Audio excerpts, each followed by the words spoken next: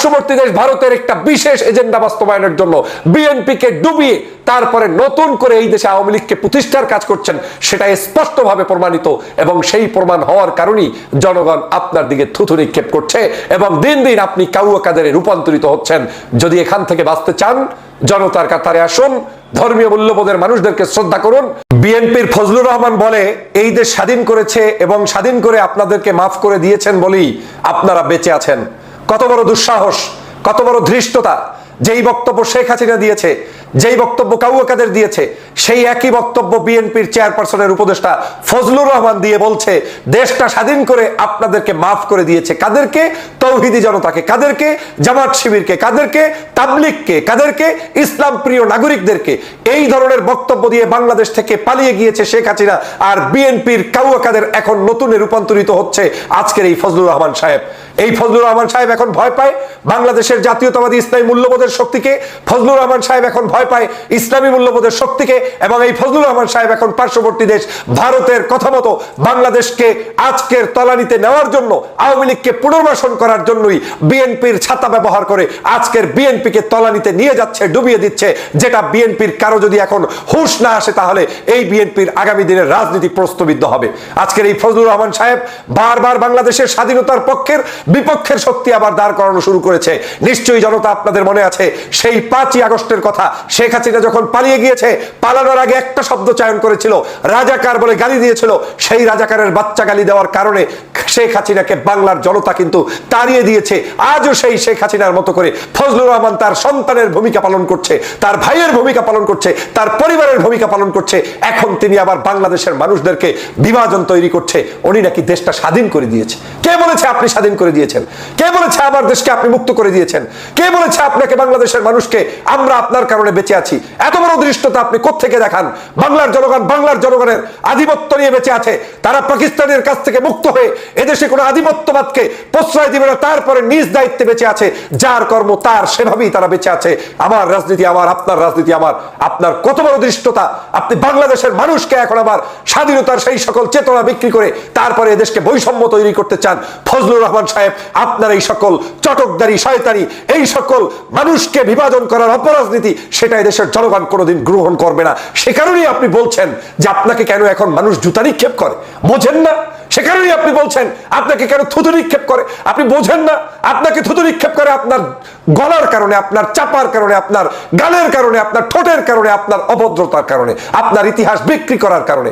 বাংলাদেশের কোন জায়গায় আপনার মতো ফজলুর রহমান বিএনপি নয়, জামাত নয়, চরমনাই নয়, স্বয়ং একেবারে আল্লাহর ওলি হয়ে তাহাজ্জুদ পড়ে আসলেও আপনাকে জনগণ গ্রহণ করবে না, কারণ জনগণের ভালোবাসা পাওয়ার মতো যোগ্যতা আপনার নেই। আপনি ডাইরেক্ট ভারতের দালাল, পার্শ্ববর্তী দেশ থেকে এসে বাংলাদেশকে বিভাজন করে এই দেশটাকে ধ্বংস করার জন্য নেমেছেন। আবারও 53 বছর পরে দেশের স্বাধীনতার পক্ষের বিপক্ষের শক্তি সাজাচ্ছেন। এটা আমার দলের জন্য কোনোদিন কল্যাণ হবে না। অতএব ফজলুর রহমান সাহেব, সাবধান হয়ে যান। আপনার এই সকল বক্তব্য পরিহার না করলে জনতার কাতারে কোনোদিন দাঁড়াতে পারবেন না। আপনিও ডুববেন, আর আপনি যেই দলের পরিচয় দেন সেই দলটাকে ডুবানোর জন্য আপনি পরিকল্পিতভাবেই রাস্তায় নেমেছেন। তৌহিদি জনতা, আমার গালে কেন জুতা মারেন? আমার গায়ে কেন জুতা নিক্ষেপ করেন? আমাকে কেন জামাত শিবিরের ছেলেরা যা তা যেভাবে খুশি সেভাবে বকছেন? কারণ এই বাংলাদেশটা আমি স্বাধীন করে দিয়েছি, আর সে কারণেই আজকের এই তৌহিদি জনতা আমাকে এভাবে জুতা নিক্ষেপ করতে পারছেন। এই বক্তব্যগুলো দিচ্ছেন বিএনপির চেয়ারপারসনের উপদেষ্টা জনাব ফজলুর রহমান সাহেব। আপনারা জানেন দীর্ঘদিন পর্যন্ত এই ফজলুর রহমান বিভিন্ন সময় আলোচনায় সমালোচনায় রয়েছে বাংলাদেশের রাজনীতিতে। ফজলুর রহমান সাহেব সাম্প্রতিক সময়ে এমন কিছু কার্যক্রম শুরু করেছেন যেটার দ্বারা বাংলাদেশের সর্ববৃহৎ জনপ্রিয় একটি দল, বাংলাদেশ জাতীয়তাবাদী দলকে আজকের কাউয়া কাদেরের মতো একটি সমালোচনায় রূপান্তরিত করতে যাচ্ছেন। সকাল সন্ধ্যা তিনি টার্গেট ভিত্তিক মানুষদেরকে আজকের বিভিন্ন জায়গায় বিভাজন তৈরি করছেন। সকাল সন্ধ্যা তিনি নিজেকেই নিজে অপমান করছেন। তিনি বলছেন তৌহিদি জনতা কেন তাকে ফজু পাগলা বলছেন, তৌহিদি জনতা কেন তাকে গায়ে আজকের জুতা নিক্ষেপ করছেন, তার সাথে এরকম আচরণ কেন করছেন, তার পোস্টারের উপরে এরকম করে মানুষ কেন থুতু নিক্ষেপ করছেন। ফজু এখনো বুঝতে পারেন নাই যে এই ফজলুর রহমান সাহেব বাংলাদেশের জনগণের কাছে কি কারণে এরকম নিগৃহীত হচ্ছেন, অপমানিত হচ্ছেন। আপনি যেই বাংলাদেশ, স্বপ্নের বাংলাদেশ দেখতে চান, সেই বাংলাদেশে আপনি আজকের নিজে এই সোনার বাংলাদেশে আপনি বৈষম্য তৈরি করছেন। 5ই আগস্টের পরে বাংলাদেশকে আপনি একটি বিশেষ টার্গেট নিয়ে আজকের এই বাংলাদেশটাকে ধ্বংসের জন্য নেমেছেন। বাংলাদেশের মানুষের মূল্যবোধকে আপনি ফজলুর রহমান সাহেব ধারণ করতে পারছেন না, লালন করতে পারছেন না বলেই আপনার কাছে ধারণা হয়েছে যে দেশের তৌহিদি জনতা কিংবা সাধারণ মানুষ আপনাকে পছন্দ করে না। আপনি মুক্তিযুদ্ধকে বিক্রি করে তারপরে আজকের বাংলাদেশের মানুষের সহানুভূতি পাওয়ার জন্য চেষ্টা করে যাচ্ছেন, কিন্তু বাংলাদেশের মানুষ যেই চেতনায় মুক্তিযুদ্ধ করেছে সেই চেতনা আর আপনার চেতনা এক নয়। বাংলাদেশের মানুষ কখনোই ধর্মবিদ্বেষী নয়, বাংলাদেশের মানুষ কখনোই ইসলাম বিদ্বেষী নয়, বাংলাদেশের মানুষ কখনো ইসলামী সভ্যতা সংস্কৃতির বিরুদ্ধে নয়, বাংলাদেশের মানুষও কোনোদিন তাফসির মাহফিলের বিরুদ্ধে নয়, তাবলিগের বিরুদ্ধে নয়, পীর মাশায়েখদের বিরুদ্ধে নয়। কিন্তু আপনি ফজলুর রহমান সাহেব এই গত কয়েক মাস পর্যন্ত টার্গেট ভিত্তিকে দেশের তাবলিগকে অপমান করেছেন। আপনি বলেছেন তাবলিগে জঙ্গি তৈরি হয়। আপনি টার্গেট ভিত্তিক বাংলাদেশের সাধারণ জনগণকে বিভাজন করার জন্য আবারও সেই মুক্তিযুদ্ধের ইতিহাস টেনে এনেছেন এবং মুক্তিযুদ্ধের ইতিহাসকে বিক্রি করে আবার নতুন করে জামাত শিবিরের উপরে চাপিয়ে দেওয়ার চেষ্টা করছেন।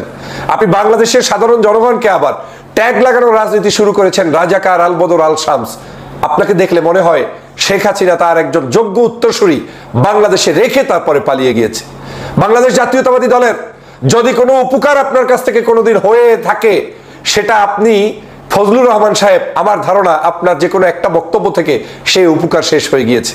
কিন্তু বিএনপি এখনো জানে না আপনার মাধ্যমে কি পরিমাণ ক্ষতি হয়েছে এই দলের। সেটা বিএনপির সাধারণ কর্মীরা ছাড়া, সাধারণ মানুষ ছাড়া আপনার পাশে ঘুরঘুর করা মানুষগুলো বুঝতে পারবে না, জানতে পারবে না। কারণ এদেশের মানুষের চিন্তা চেতনা একদিক আর আপনার কার্যক্রম আরেক দিক। আপনাকে নিয়ে আজকের বাংলাদেশের মানুষ এখন ট্রোল করছে কেন? এর একটা মাত্র কারণ, সেটা হচ্ছে আপনি বাংলাদেশের মানুষের চিন্তা চেতনার বাহিরে গিয়ে আপনি কথা বলছেন। আপনি বাংলাদেশের মুক্তিযুদ্ধের চেতনাকে ধারণ করে নিজে নিজে এই মুক্তিযুদ্ধকে বিক্রি করার চেষ্টা করতে গিয়ে আবারও শেখ হাসিনার মতো জামাত শিবিরকে বিভাজন করছেন, তাদেরকে বাংলাদেশের মূল চরিত্র থেকে দূরে ঠেলার চেষ্টা করছেন। আপনি পার্সেন্টেজ বলে ইসলামপন্থী নাগরিকদেরকে আপনি বলছেন ভোটের রাজনীতিতে তাদের অবস্থানই নাই।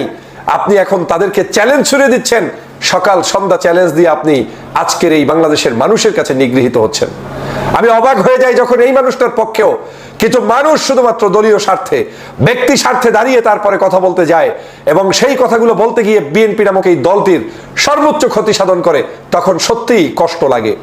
ইসলামী মূল্যবোধ, জাতীয়তাবাদী মূল্যবোধের প্রতিষ্ঠিত এই দল শহীদ রাষ্ট্রপতি জিয়াউর রহমানের দল, কিন্তু এই দলে যদি কখনোই কেউ ইসলামের পক্ষে কথা বলে, ধর্মের পক্ষে কথা বলে, তখনই তাকে আপনার ট্যাগ লাগিয়ে ভিন্ন চরিত্র দিয়ে দেওয়া হয়। কিন্তু একই সময়ে যখন ইসলামকে কটূক্তি করে, ধর্মকে কটূক্তি করে, আমাদের সভ্যতা কালচারকে কটূক্তি করে ফজলুর রহমান সাহেব দিন রাত এই ধরনের কথা বলে চলেছেন, তাকে এখন পর্যন্ত বহিষ্কার হয় নাই, তাকে এখন পর্যন্ত করা তো হয় নাই, এমনকি সতর্কতাও জারি করা হয়েছে বলে আমার মনে নেই। গতকালকেও দেখলাম তিনি বাংলাদেশের বিভিন্ন জায়গায় মন্তব্য করতে গিয়ে তৌহিদি জনতাকে আজকের দোষারোপ করছেন। আপনি বিবেকের কাছে প্রশ্ন করুন যে তৌহিদি জনতা আপনাকে জুতা নিক্ষেপ কেন করে, তৌহিদি জনতা কেন আপনার কপালে জুতা মারেন, এবং এই জুতা মারার জন্য আপনি কতটুকু দায়ী, এটা ফজলুর রহমান সাহেব আপনাকে নিজে অবলম্বন করতে হবে, এটা আপনাকে বুঝতে হবে। বিএনপি জামাতের কর্মীরা আমাদের এত বকাবকি করে কেন, এই প্রশ্ন আপনি যখন তোলেন তখন আপনাকে মনে রাখতে হবে বিএনপি জামাতের কর্মীরা আপনাকে এরকম করে, জামাত শিবিরের কর্মীরা আপনাকে এরকম করে বকাবকি করছে না। জামাত শিবিরের কর্মীরা বকাবকি করছে না, করছে বাংলাদেশের সাধারণ জনগণ, কারণ আপনি এই বকাবকির যোগ্যতা অর্জন করে ফেলেছেন। ফজলুর রহমান সাহেব, আপনি বাংলাদেশে কিছুদিন আগে বাংলাদেশের তাফসির মাহফিলগুলো হওয়াকে কেন্দ্র করে আপনি মন্তব্য করে জনগণের কাছে নিকৃষ্ট পাত্রে রূপান্তরিত হয়েছেন। আপনি কোন মুখে বলেন যে এদেশে গান বন্ধ হয়েছে, বিভিন্ন ধরনের আপনার কি বলে পূর্বের সংস্কৃতি বন্ধ হয়ে গিয়েছে, এখন মোড়ে মোড়ে ঘরে ঘরে তাফসির মাহফিল, এটা নাকি আপনাকে খুব কষ্ট দেয়, আপনাকে 21শে ফেব্রুয়ারিতে কষ্ট দেয়, 26শে মার্চে কষ্ট দেয়, এখন আর সেই আপনার আগের সেই গান চলে না, এখন মানুষ হেলিকপ্টারে করে আলেমদেরকে নেয়। আপনারা এত জ্বলন্তি কেন, আপনারা এত জ্বলছে কেন? এই মানুষগুলো বাংলাদেশের মানুষ, বাংলার মানুষরাই তাদেরকে ডেকে ডেকে টাকা দেয়, হেলিকপ্টারে নেয়, সেটা তো সংস্কৃতির অংশ। অতএব তাদের সাথে আপনি যদি তার বাজিয়ে তারপরে উল্টো পথে হাঁটতে গিয়ে নিজে নিজে অপমানিত বোধ করেন, তাহলে তো আর কিছু করার নেই, কারণ আপনাকে বাংলাদেশের মানুষ উপেক্ষিত করেছে। এবং আমি চ্যালেঞ্জ দিয়ে বললাম, বাংলাদেশের প্রত্যেকটি জায়গায় যদি এমনও হয় যে 300 আসনেও বিএনপির প্রার্থী নির্বাচিত হবে, আপনার আসনে আপনি নির্বাচিত হতে পারবেন না, ধানের শেষ না দাঁড়িপাল্লা নিয়ে আসলেও পারবেন না, কারণ আপনার এই বক্তব্য, এই শব্দচয়ন বাংলার জনগণ পছন্দ করে না। এদেশের মানুষকে রাজনীতি করতে আপত্তি নেই, মানুষের রাজনীতি থাকতে হবে।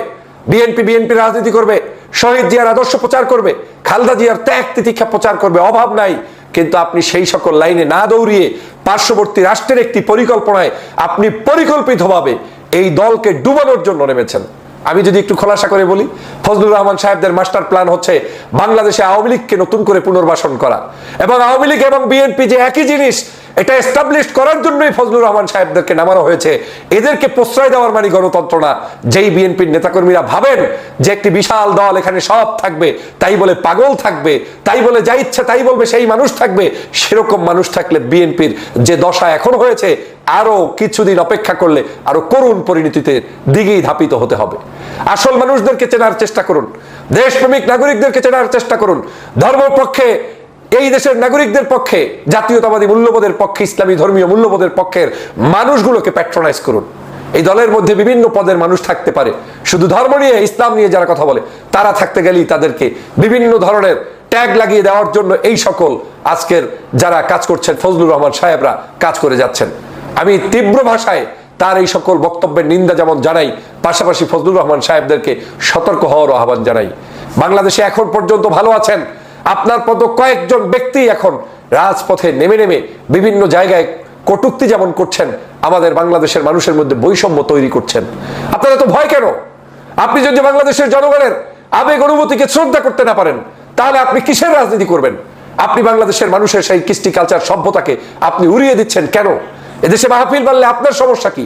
এদেশে তাবলিগ বাড়লে আপনার সমস্যা কি? এদেশে হেলিকপ্টারে আলেম চললে আপনার সমস্যা কি? এদেশে এখন আপনার ভয় কেন? ফজলুর রহমান সাহেব, আমি স্পষ্ট করে বলতে চাই, আপনি এখন শঙ্কা প্রকাশ করছেন তৌহিদে জনতা আপনার গালে এখন জুতা নিক্ষেপ করবে, আপনার পোস্টার ছিঁড়ে ফেলবে, আপনার গায়ের উপরে থুতু নিক্ষেপ করবে, আপনার ভয় লাগছে। আপনি এখন ব্লেমের রাজনীতি শুরু করেছেন, জামাত শিবির আপনাকে কেন গালি দেয়, এভাবে করে বক্তব্য দিয়ে চলেছেন।